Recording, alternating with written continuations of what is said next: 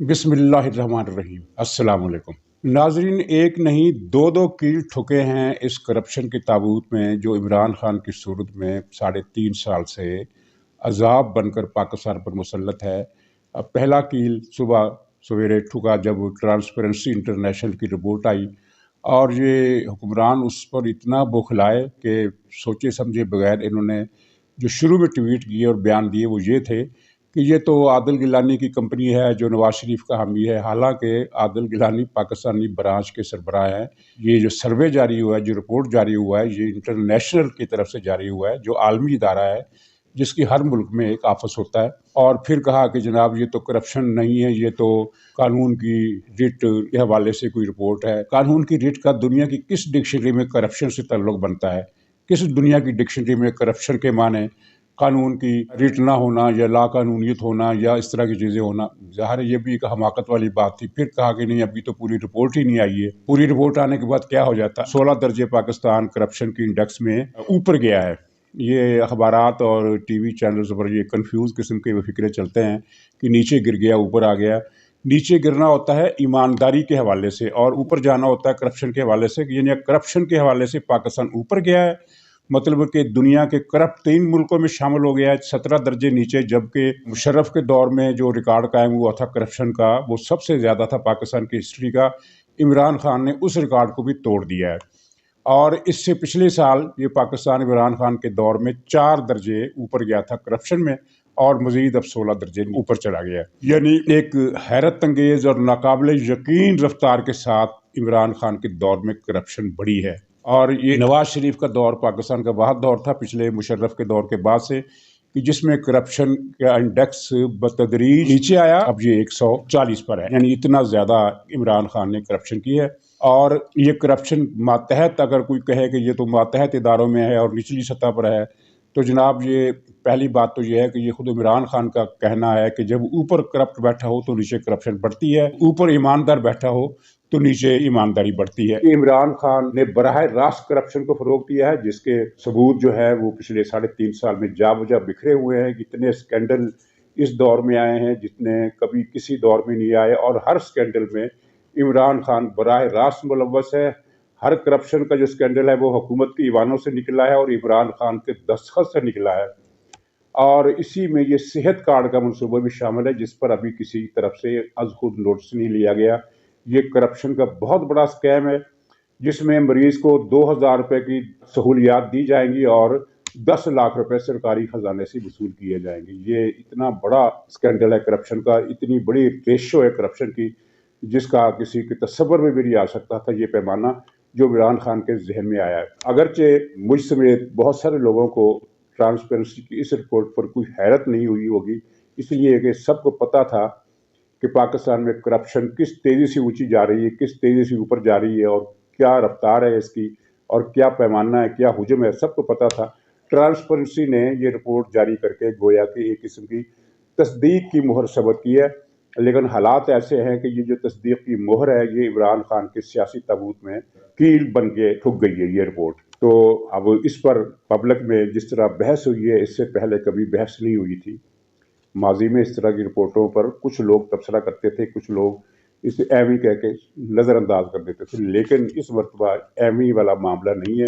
हर सतह पर, हर इदारे में, ज़िंदगी और माशरे के हर सेक्शन में, हर सेगमेंट में इस पर बहस हो रही है, तशवीश ज़ाहिर की जा रही है और हुक्मरानों की परेशानी इनके चेहरे से आया है। आपने देखा होगा कि वो महकमा मवासलात में जिस वज़ीर ने अरबों रुपए की करप्शन की और महकमे का बेड़ा गर्क करके रख दिया, आप जाकर देखें सड़कों की हालत क्या कर दी है इस मुराद सईद ने, सड़कों की और पुलों की। यानी जो सड़क जीटी रोड जो थी वो 3 साल पहले उसकी क्या हालत थी, अब वहाँ क्या है, सफ़र करना उसके ज़रिए नामुमकिन सा हो गया है। इसी तरह पाकिस्तान पूरे के और सबसे ज़्यादा बुरी हालत जो है पख्तूनख्वा की है।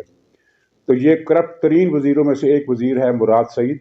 इससे जब पूछा गया कि ट्रांसपेरेंसी की रिपोर्ट पर तुम्हारा क्या तबसरा है, तो वो मुंह छुपाकर भाग गया, दौड़ लगा दी उसने। तो अभी तो दौड़ लगाने के दिन आए हैं और सुना है कि 1-2 इस्तीफे भी आ रहे हैं। तो ये सबूत में एक कील था। और दूसरा कील, इससे पहले मैं ये बता दूं कि पीडीएम के हवाले से जो डेवलपमेंट हुई है और नवाज शरीफ के साथ लंदन में जो ताज़ा राब्ता हुआ है वो मैं आखिर में बयान करूंगा।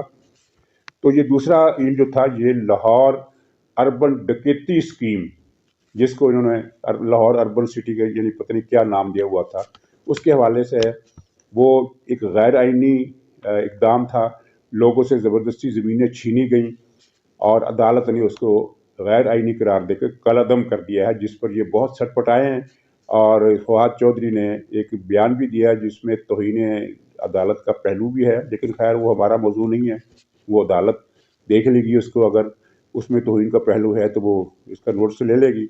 उसमें उसने कहा कि एक एक साल ये लटका दिया जाता है स्टे आर्डर। तो ये स्टे आर्डर वाली बात जो थी, ये तो एक करप्ट मनसूबा था, लूट मार का, ठगी का, अवाम पर जुल्म और जबर और कहर तोड़ने का मनसूबा था।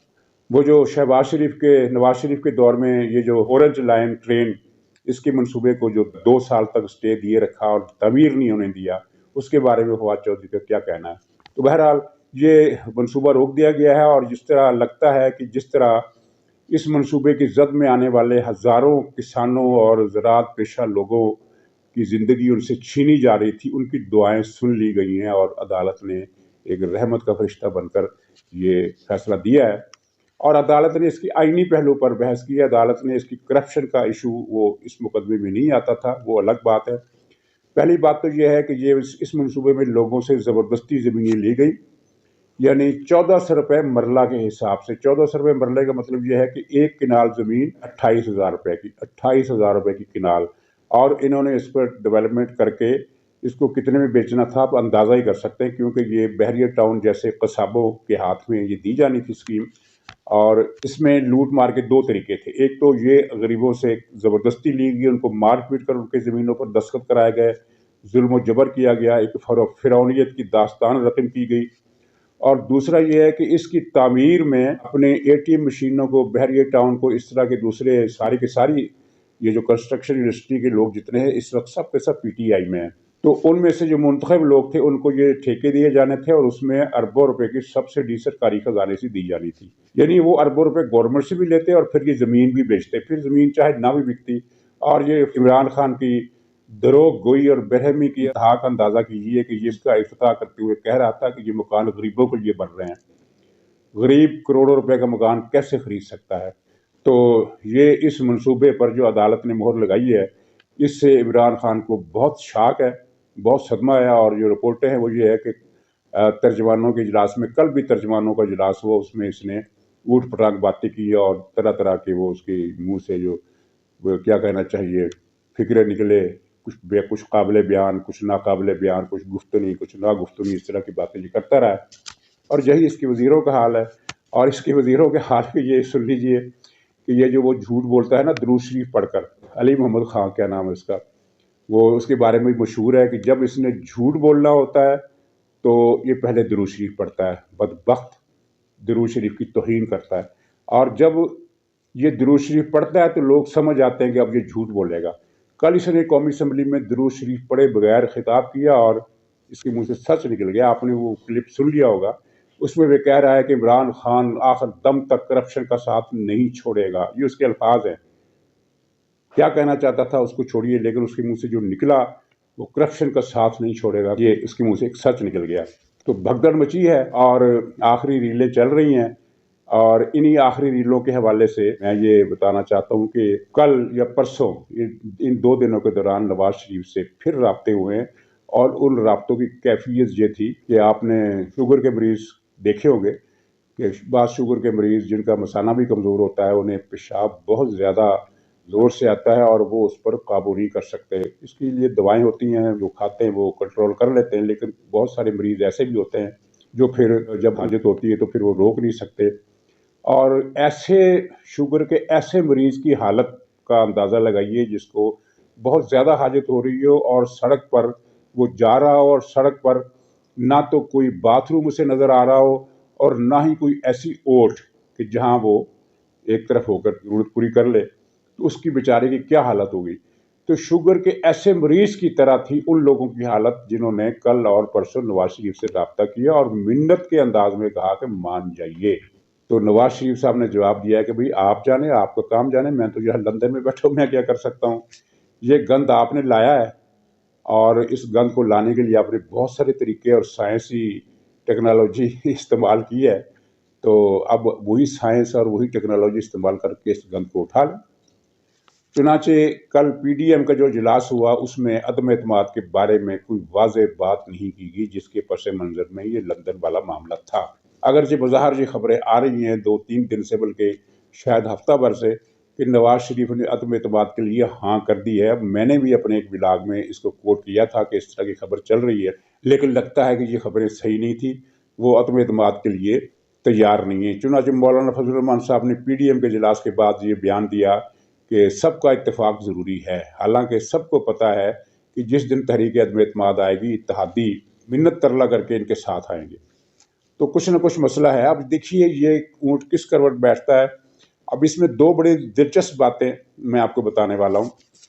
ایک بات تو یہ ہے کہ پی ٹی آئی والوں نے یہ جو ایک کمپین شروع کر رکھی ہے اپنے حلقوں میں کہ فکر نہ کریں، ہمارا صاحب جو ہے وہ فروری مارچ میں ہی نئے بڑے صاحب کے نام کا اعلان کر دے گا، جس کی وجہ سے موجودہ بڑا صاحب جو ہے وہ عزم معطل ہو جائے گا، جس کو امریکہ میں ایسی صورت میں لیم ڈک کہا جاتا ہے، یعنی ایسی بطخ جس کے پاؤں حرکت نہ کرتے ہو، لنگڑی ہو، لولی ہو، وہ کسی قابل نہیں رہیں گے۔ اور اس کے بعد پھر جب وقت آئے گا تو جنرل فیض صاحب کو ہم آرمی چیف بنا دیں گے، پھر سکتے ہی خیر ہے، پھر اگلے 5 سال بھی ہمارے۔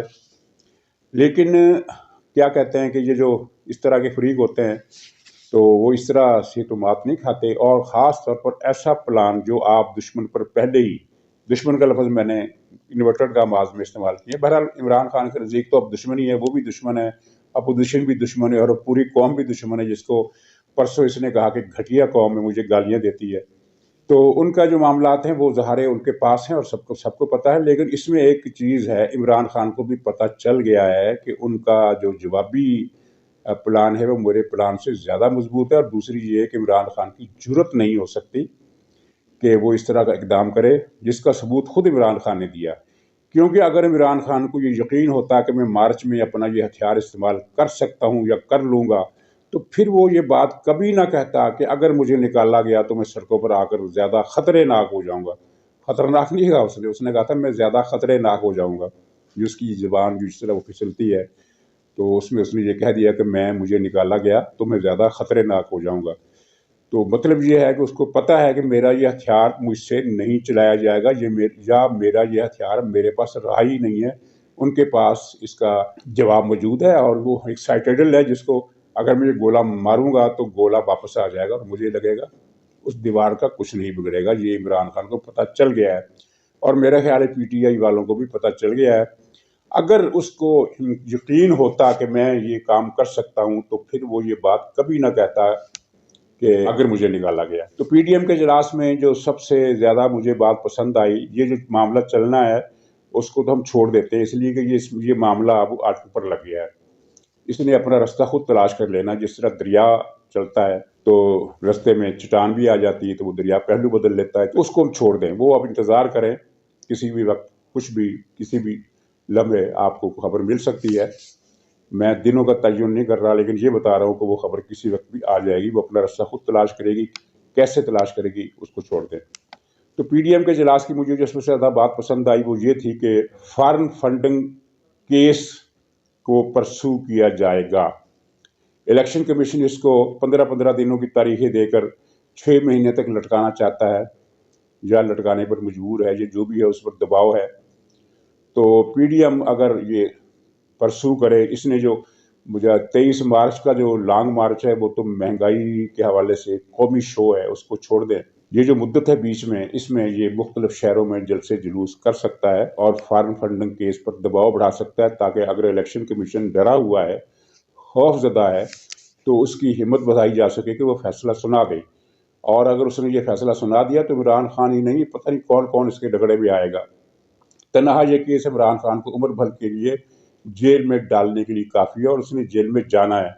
اس کی پلاننگ تو اس طرح کی ہوگی کہ یہ شاید بھاگ کر کسی اور ملک میں سیاسی پناہ لے لے گا، لیکن میرا خیال ہے جو اطلاعات مل رہی ہیں اس کو بھاگنے نہیں دیا جائے گا، اور اس کی باقی عمر جو ہے وہ جیل میں گزرے گی۔ اور نواز شریف کو ملنے تو سینکڑوں ہزاروں افراد جیل میں چلے جاتے تھے، اس کو ملنے کے لیے تو مراد سعید بھی نہیں آئے گا۔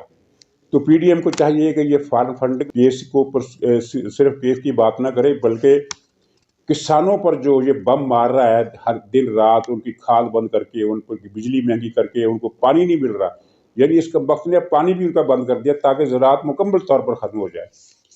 تو پیپلز پارٹی کی ایک بات ہے، اچھی ہے، اس کی تعریف کرنی چاہیے، اور مسلم لیگ کی مذمت کرنی چاہیے کہ اس نے کسانوں کے اس مسئلے کو نہیں اٹھایا۔ کسان پنجاب میں اگر 70 نہیں تو 60% کے قریب آبادی کسانوں کی ہے، دیہات کی آبادی ہے، اور اس نے کھاد ختم کر دی ہے، زرعی بیج مہنگے کر دیے ہیں، زرعی بیج ملاوٹ والے بیچ رہا ہے، اور پانی کا بحران بھی پیدا کر رہا ہے مصنوعی۔ تو پیپلز پارٹی نے 2-3 کسان مارچ کیے ہیں اور بڑے بڑے کامیاب مارچ کیے ہیں۔ سیاسی طور پر بھی پیپلز پارٹی کو اس کا فائدہ ہوگا کہ جب کسان دیکھیں گے کہ مسلم لیگ کے نزدیک تو ہم کسانوں کی کوئی اہمیت ہی نہیں ہے، تو پیپلز پارٹی کے لیے ان کے دلوں میں ایک گوشہ پیدا ہوگا۔ تو مسلم لیگ نے تو کسانوں کی صرف ایک بیان دیا شہباز شریف صاحب نے، اور کچھ کیا ہی نہیں۔ تو پی ڈی ایم کیا یہ ضلعی ہیڈ کوارٹرز میں یا ڈویژنل ہیڈ کوارٹرز میں جلسے نہیں کر سکتا، احتجاجی جلوس نہیں نکال سکتا کسانوں کی حمایت میں؟ مولانا فضل الرحمان صاحب سے میں پوچھتا ہوں کہ کیا کسان جو ہیں وہ پاکستانی نہیں ہیں؟ کیا آپ ان کو شہری آبادی ہی کو صرف مخلوق سمجھتے ہیں، کسانوں کو مخلوق نہیں سمجھتے؟ تو پی ڈی ایم کو، مسلم لیگ کی قیادت کو، جمعیت علماء اسلام کی قیادت کو، کیونکہ پی ڈی ایم اب یہ 2 پارٹیوں کا نام ہے، ان دونوں پارٹیوں کو کسانوں کے حق میں مظاہرے کرنے چاہیے، کسانوں کے لیے آواز بلند کرنی چاہیے۔ جماعت اسلامی کو بھی بلند کرنی چاہیے، لیکن جماعت اسلامی کا مسئلہ یہ ہے وہ عمران خان کی پالیسی کے خلاف جا ہی نہیں سکتی۔ آپ نے دیکھا ہوگا کہ کراچی میں اس نے ایک عجیب سے ایشو کو اٹھا کر 1 مہینے سے دھرنا دے رکھا ہے، جس کی کراچی کے عوام میں کوئی پذیرائی نہیں ہو رہی ہے۔ کراچی میں جماعت اسلامی کو واپسی کا ایک اچھا موقع ملا ہے، لیکن وہ اس لانگ مارچ کی، اس دھرنے کے ذریعے اس موقع کو گنوا رہی ہے صرف عمران خان کی محبت میں۔ تو ناظرین، انشاءاللہ کل مزید گفتگو ہوگی، کچھ اور بھی دلچسپ اطلاعات ہیں تو اگلے پروگرام میں شیئر کروں گا۔ تب تک کے لیے اجازت دیجیے، خدا حافظ۔